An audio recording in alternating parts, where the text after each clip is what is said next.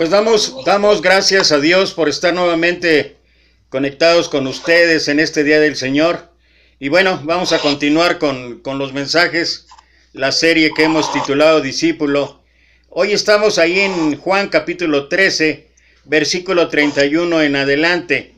Dice la palabra de Dios: Entonces, cuando hubo salido, dijo Jesús: Ahora es glorificado el Hijo del Hombre, y Dios es glorificado en él.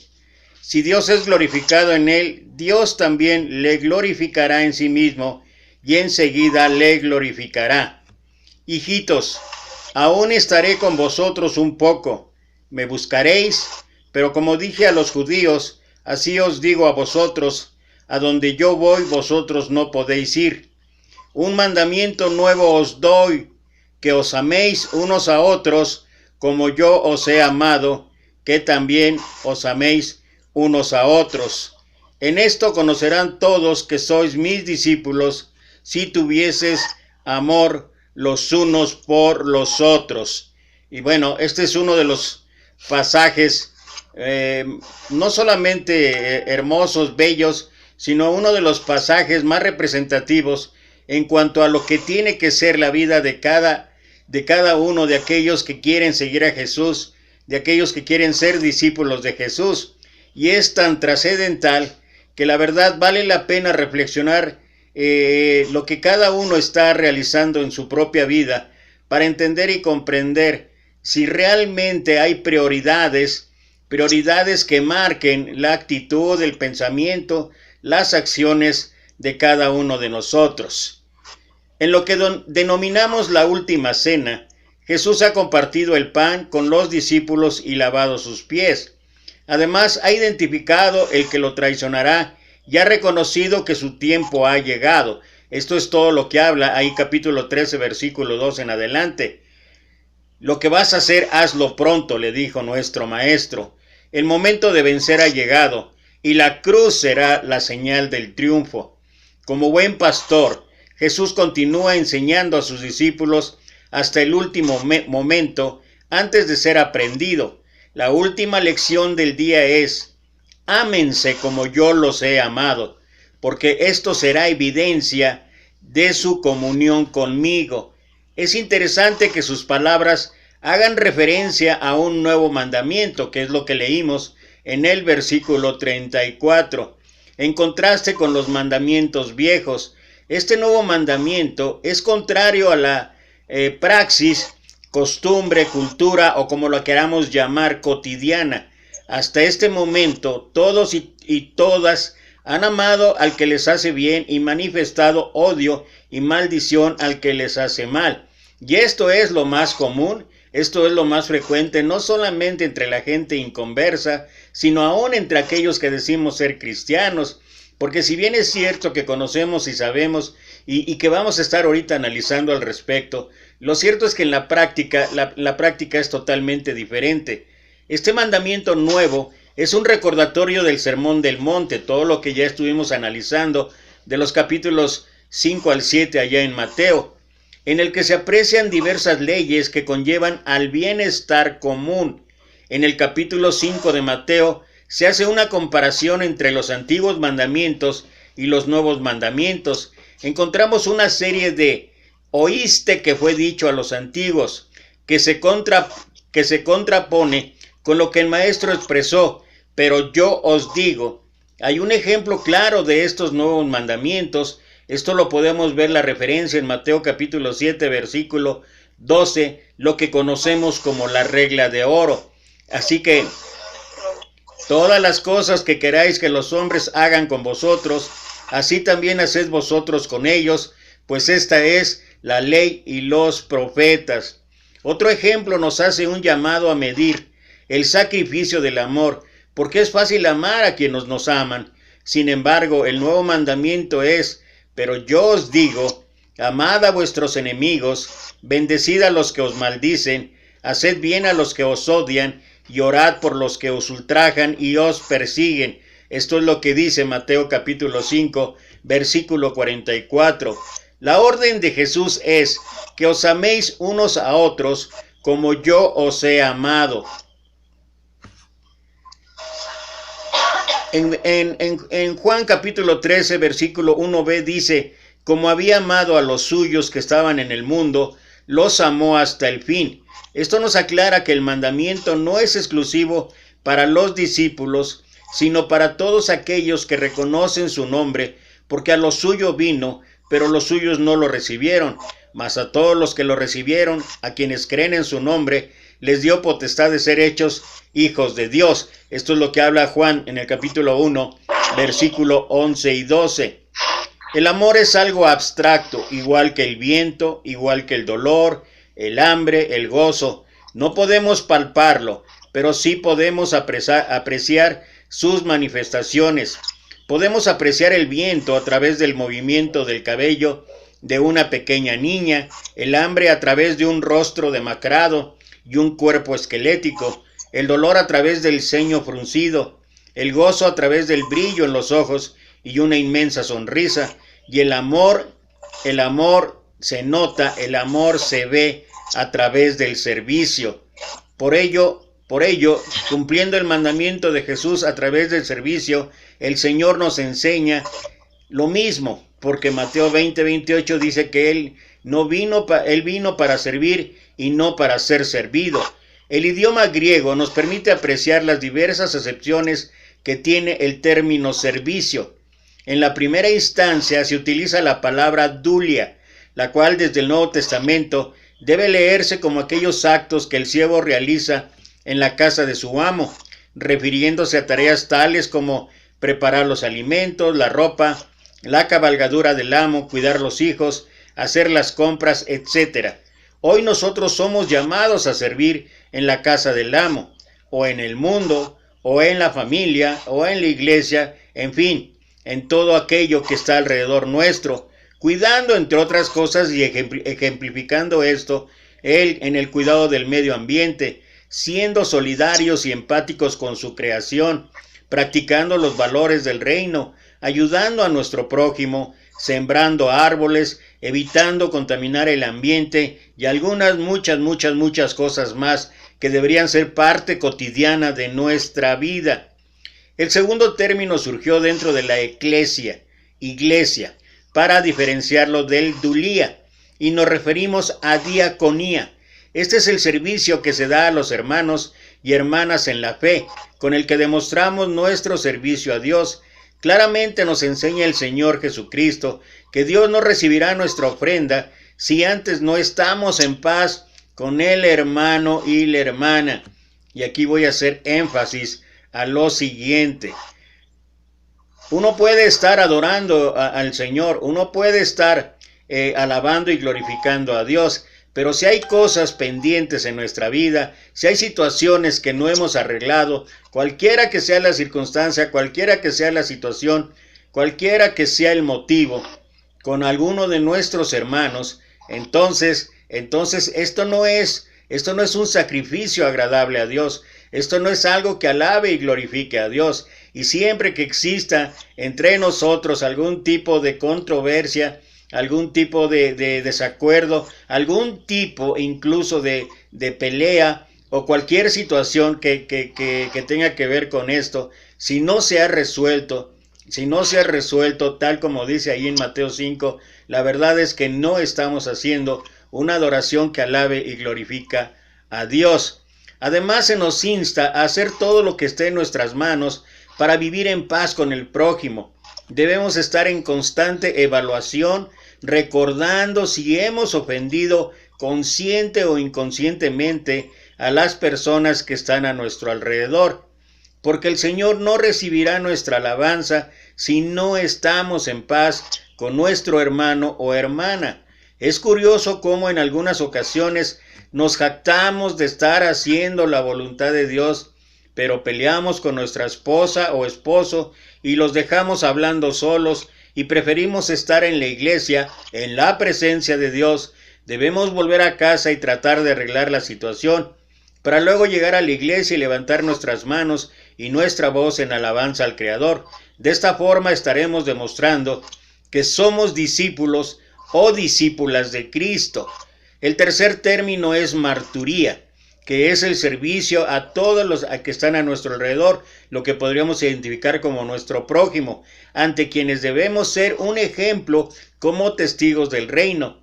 Este término fue muy utilizado en la época de persecución de parte de los romanos, pero aún mantiene su constancia. Hemos sido llamados a amar a nuestros enemigos, bendecir a los que nos maldicen, hacer el bien a los que nos aborrecen, llorar por los que nos ultrajan y persiguen. Esto es lo que el maestro enseñó ahí en el Sermón del Monte, en el capítulo 5 de Mateo, versículo 44. Esta es la mejor forma de darnos a conocer como discípulas o discípulos de Cristo. Y finalmente tenemos el término liturgia, del que se diría la palabra liturgia, y que es el clímax de todo nuestro servicio, porque confiadamente nos presentamos ante nuestro Dios para ofrecerle la alabanza y exaltación que Él se merece, después de haber puesto en práctica la dulía, la diaconía y la marturía. Lamentablemente muchas veces omitimos los pasos anteriores y realizamos la liturgia cansados y cargados o llenos todavía de situaciones o circunstancias que no hemos arreglado en nuestra vida. Concluimos afirmando que la forma más efectiva de demostrar que somos discípulos del Señor Jesucristo es a través del servicio. ¿Y por qué hablamos o por qué decimos que a través del servicio? Porque es la manifestación plena de que realmente estamos amando como lo hizo el maestro. Esa es la lección que empieza o que inicia ahí en el capítulo 13 de Juan, cuando Jesús después de decir que Él los amó y nos amó hasta el fin, se levanta, toma un lebrillo y toma una jerga o toma un trapo y empieza a lavar los pies de los discípulos. Y bueno, ya hemos visto este pasaje de cómo esto que hace nuestro Señor es una lección de humildad, es una lección de perdón, es una lección de servicio, pero es una lección de amor. Y el amor traducido a través del servicio, y Él nos ha llamado a que nosotros tengamos que hacer lo mismo, como lo comentamos en la reflexión, no solamente en la iglesia, sino esto debe ser un constante en la familia, en la sociedad, sea la escuela, sea el trabajo, sea con nuestros vecinos, o sea en cualquier situación. Y yo creo que a veces esto que debería ser una prioridad y que además es un mandato directo de parte de nuestro Dios. Uno debería de considerar realmente qué es la actitud, qué son las acciones que están prevaleciendo en mi vida. Me gustaría antes de pasar a otra reflexión, me gustaría comentar lo que aquellos baluartes, aquellas columnas de la verdad, como lo menciona el apóstol Pablo ahí en Gálatas capítulo 2, del versículo 10 en adelante, refiriéndose a Pedro, a Jacobo y a Juan, y pues particularmente a Pedro y a Juan, que escribieron posteriormente cartas, y junto con el apóstol Pablo, que hay que recordar que fue un apóstol directamente escogido por el Señor en ese encuentro en el camino a Damasco. Bueno, pero me gustaría que ellos tres, de una u otra manera, particularmente Pedro y Juan, que mantuvieron una relación cercana, una relación y una comunión permanente con Dios, que es lo que ellos escribieron, y luego ir al apóstol Pablo, que es de una u otra manera alguien totalmente diferente en muchos sentidos de los otros apóstoles, pero al fin y al cabo también apóstol del Señor. Escribió Juan en la primera carta de Juan, capítulo 4, versículos 7 al 10. Esto es lo que escribió acerca del amor. Y esto lo hizo inspirado por el Espíritu de Dios, pero tal vez recordando aquella lección que estamos analizando, aquel pasaje donde nuestro maestro hace el mandato, hace la orden de que debemos amarnos unos a otros, y que de esa manera nos iba a reconocer todo a nuestro alrededor, todo el mundo. Dice capítulo 4, versículo 7 en adelante: amados, amémonos unos a otros, porque el amor es de Dios. Todo aquel que ama es nacido de Dios y conoce a Dios. El que no ama no ha conocido a Dios, porque Dios es amor. En esto se mostró el amor de Dios para con nosotros, en que Dios envió a su Hijo unigénito al mundo para que vivamos por él. En esto consiste el amor, no en que nosotros hayamos amado a Dios, sino que Él nos amó a nosotros y envió a su Hijo en propiciación por nuestros pecados. O sea, de una u otra manera, el apóstol Juan habla y reitera algo que debería de ser un común en nuestra vida, un común que que tiene que ver con amarse unos a otros, porque eso es lo que identifica el amor de Dios.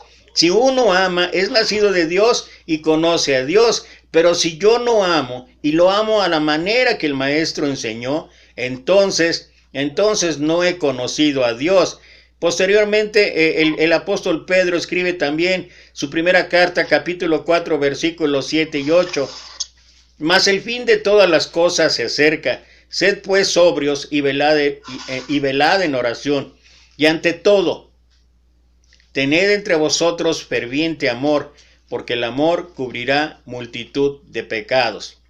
En un mundo, en una cultura sobre todo actual, en donde estamos viendo cómo está creciendo la violencia, estamos viendo cómo poco a poco mucha gente se está alejando de Dios, cómo es que las cosas no están siendo como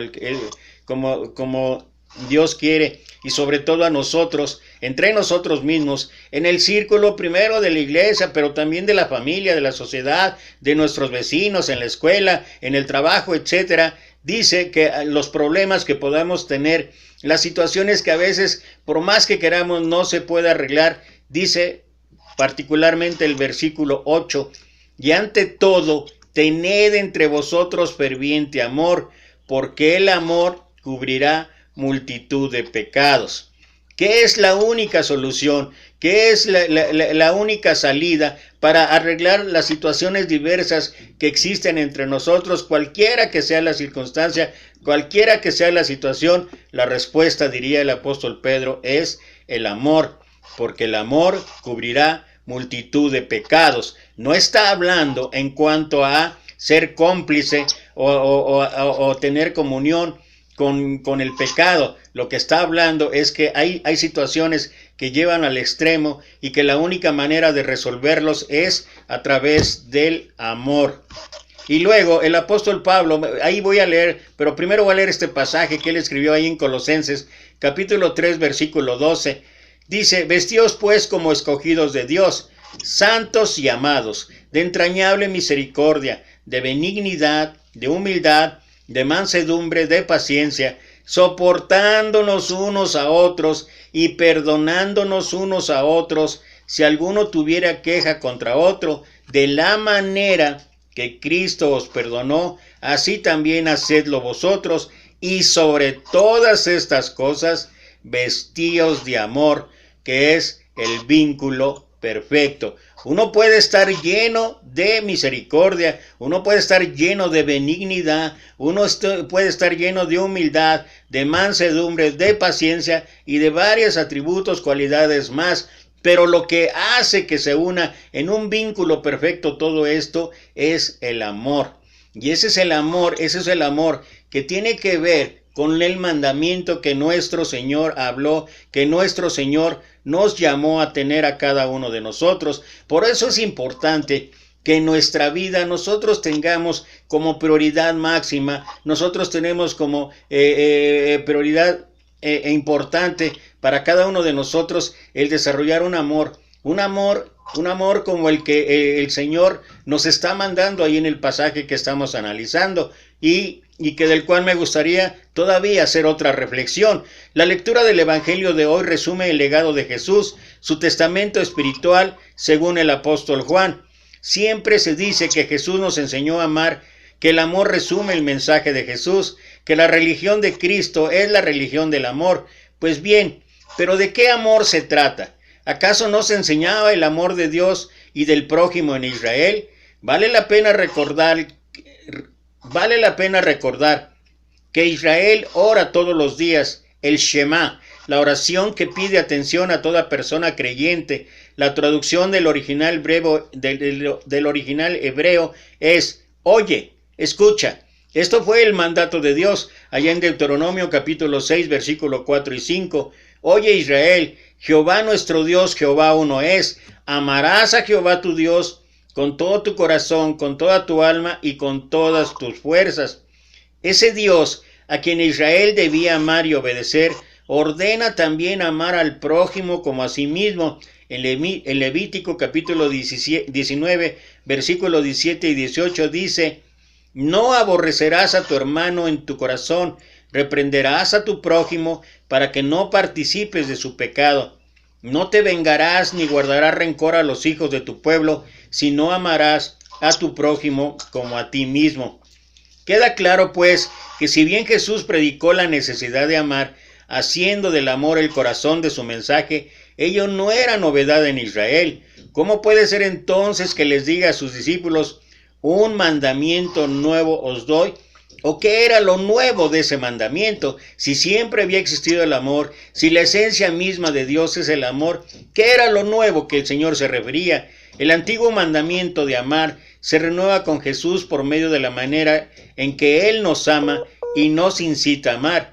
Como yo os he amado, que también os améis unos a otros. Amarse como Jesús nos amó.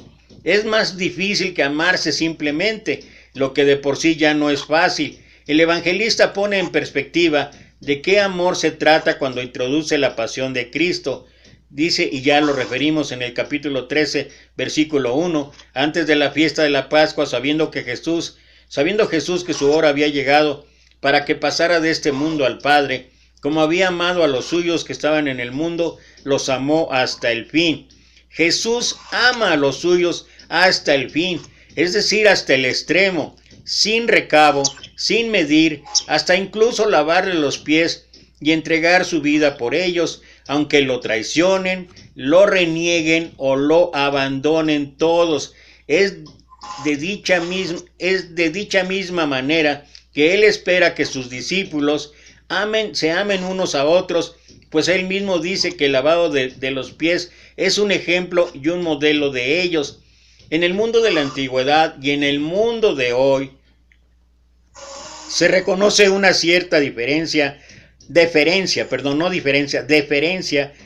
hacia los maestros, como hacia todos aquellos que disponen de un saber que se pueda honrar.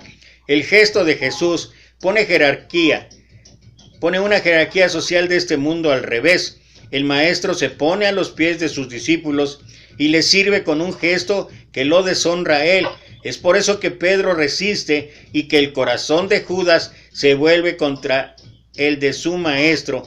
Jesús ama de manera muy humilde, chocante y poco honrosa, según la jerarquía de valores del mundo, de la sociedad, y más en el mundo que estamos viviendo hoy en día.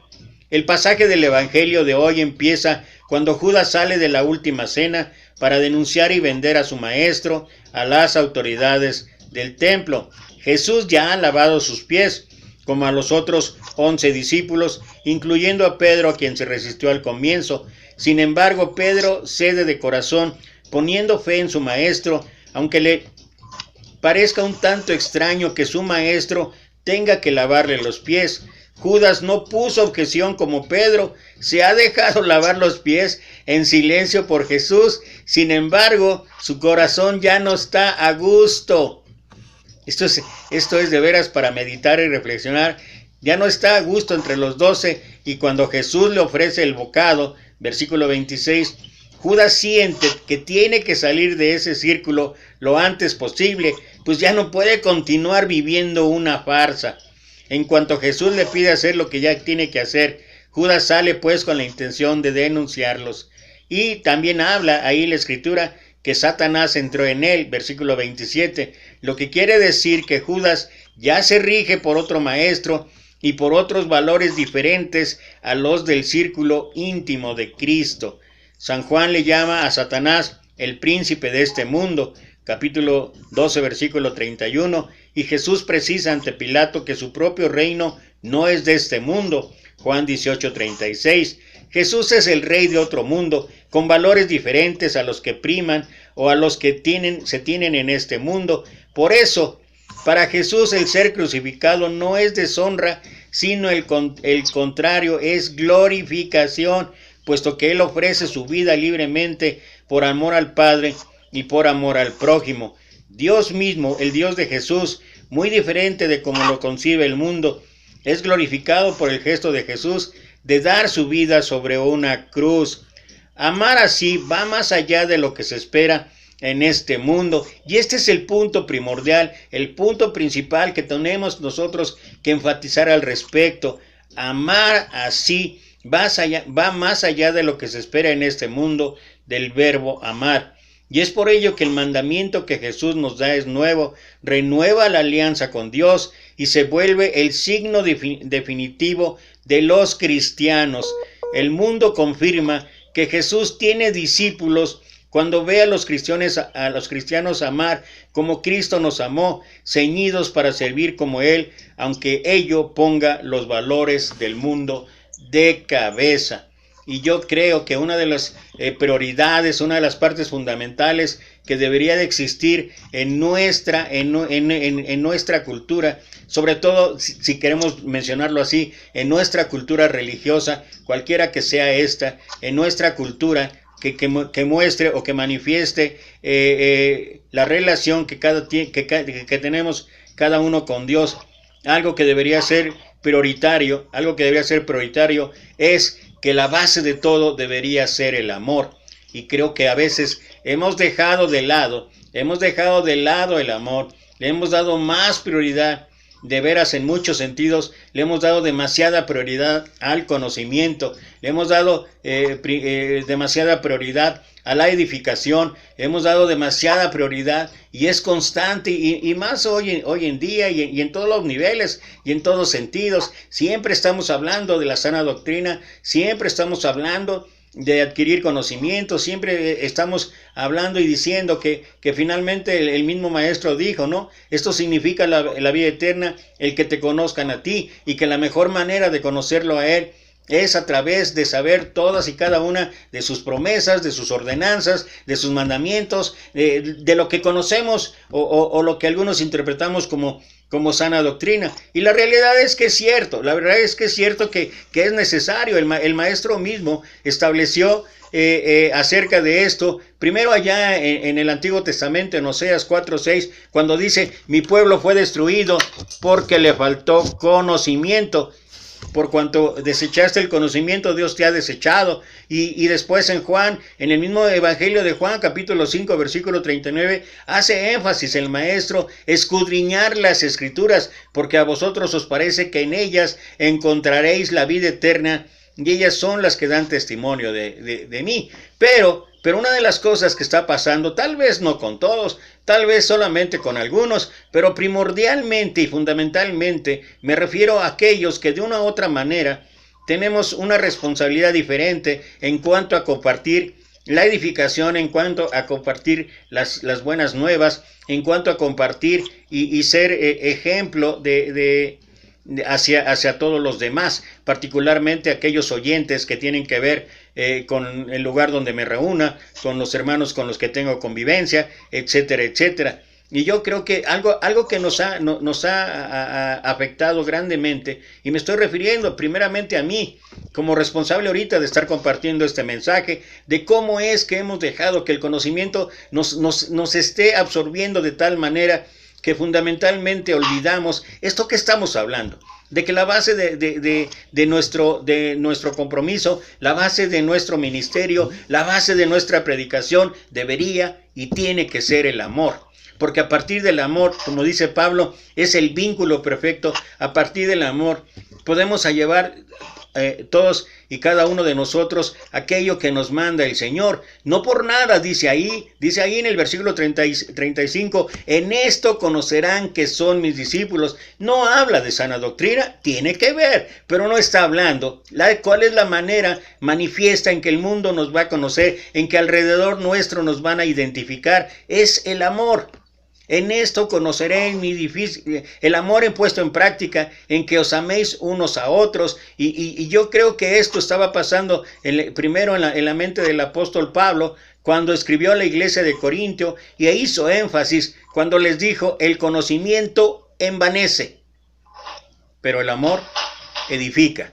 Y posteriormente el apóstol Juan, refiriéndose a lo que había hecho la iglesia en Éfeso, escribió allá en el libro de Apocalipsis, en el capítulo 2, mira, lo voy a compartir porque es importante para lo que estoy hablando. Dice ahí, y estoy refiriéndome particularmente a eso que de verdad debemos tener mucho cuidado, porque hoy en día de verdad me asombra lo que he visto en los últimos días. Gloria a Dios por tantos hermanos preparados, gloria a Dios con tanto que comparten, con tanto que hablan acerca de la sana doctrina, pero también tristemente he visto pleitos, controversias y verdaderamente un ejemplo que deja mucho que desear, no solamente para la hermandad, sino para todos aquellos que están queriendo conocer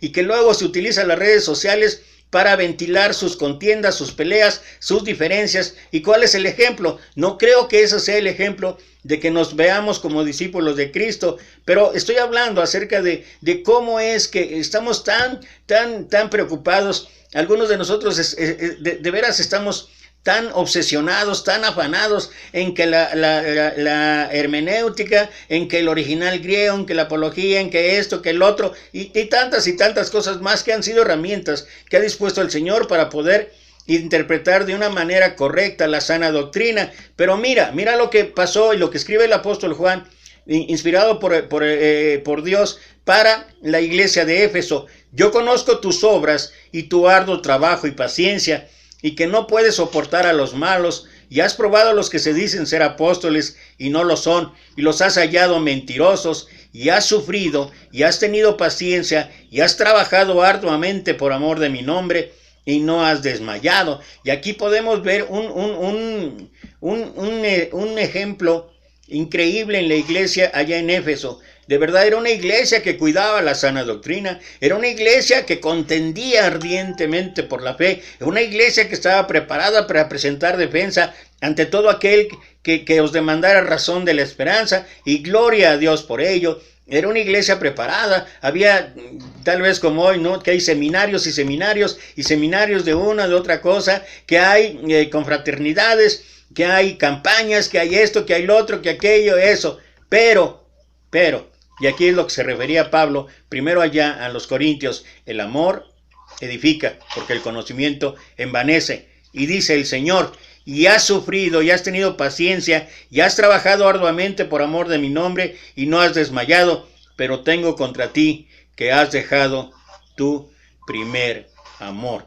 Ese es el problema que puede surgir cuando nos obsesionamos, que puede surgir cuando realmente ya nuestra vida la equiparamos, o ya nuestra vida solamente la medimos en base al conocimiento que yo tenga de la escritura en general, cuando parece ser que la obsesión es que debemos hacer todo de la manera correcta y de acuerdo a lo que dice, y realmente hay que hacerlo así, pero la cosa es cuando se va llevando a tal grado que nos olvidamos, como lo hizo la iglesia de Éfeso, nos olvidamos del primer amor. Y podríamos hablar mucho en torno a ello, de cuál es el primer amor. Pero yo creo que cuando nosotros leemos en la carta que escribió Pablo, allá precisamente a los Corintios, en el capítulo 13, versículo 1 en adelante, me voy a permitir leerlo, esto en la traducción lenguaje actual. Dice versículo 1, si no tengo amor, de nada me sirve hablar todos los idiomas del mundo y hasta el idioma de los ángeles. Si no tengo amor, soy como un pedazo de metal ruidoso. Soy como una campana desafinada. Y estoy hablando del amor en práctica. El amor como una práctica común de todos los días. Y de veras, cuando tengo que reflexionar de mi vida, cuando tengo que reflexionar y ver todo lo que está ocurriendo dentro de nuestra hermandad, híjole, creo que a veces somos así, un pedazo de metal ruidoso, soy como una campana desafinada. Si no tengo amor, de nada me sirve hablar de parte de Dios. Mira esto. Si no tengo amor, de nada me sirve hablar de parte de Dios y conocer sus planes secretos. De nada me sirve que mi confianza en Dios me haga mover montañas. Si no tengo amor, de nada me sirve darlo a los pobres todo lo que tengo. De nada me sirve dedicarme en cuerpo y alma a ayudar a los demás. Y luego sintetiza el amor el apóstol Pablo en el versículo 7. El que ama es capaz de aguantarlo todo, de creerlo todo, de esperarlo todo, de soportarlo todo. Y da el broche final. Hay tres cosas que son, en versículo 13, hay tres cosas que son permanentes: la confianza en Dios, la seguridad de que Él cumplirá sus promesas y el amor. De estas tres cosas, la más importante es el amor. ¿Y qué es lo que va a movernos? ¿Qué es lo que va a hacernos diferente? ¿Qué es lo que nos va a identificar como discípulos de Cristo? El amor. Hay que aprender, gloria a Dios por ello. Hay que defender la sana doctrina, gloria a Dios por ello. Hay que tener seminarios, hay que tener campañas, hay que tener un sinfín de cosas. Hay que estar preparándonos continuamente, gloria a Dios por ello. Pero el distintivo, según lo que habla el maestro en el versículo 34 y 35, es el amor. Y ya hemos visto pasajes, y todavía hay una cantidad bárbara de pasajes que hablan en torno y respecto al amor. Y creo que lo que menos estamos promoviendo, lo que menos estamos haciendo y lo que menos estamos llevando a cabo entre nosotros es aquello que nos identifica como discípulos de Cristo. Es el amor. Gloria a Dios, gloria a Dios. Si nuestro letrero ahí en el edificio o donde nos reunamos diga Iglesia de Cristo. Gloria a Dios si nos identifiquemos a través de las redes sociales como predicadores o evangelistas de la Iglesia de Cristo. Gloria a Dios por todo lo que hacemos en torno a la obra. Gloria a Dios que seamos como la iglesia en Éfeso en ese sentido, que nuestras obras muestren cómo es que desenmascaramos falsos apóstoles, falsos maestros, etcétera, etcétera, etcétera. Pero no que no se nos olvide que puedo tener absolutamente todo. Si no tengo amor, de nada me sirve. ¿Por qué? Porque el que no ama no conoce a Dios, porque Dios es amor. Pues gracias otra vez a aquellos que pudieron conectarse, gracias a mis hermanos de Altamira, Tamaulipas. Gracias, Señor. Seguimos aquí con el culto de adoración y gracias otra vez. Que Dios los llene de bendiciones.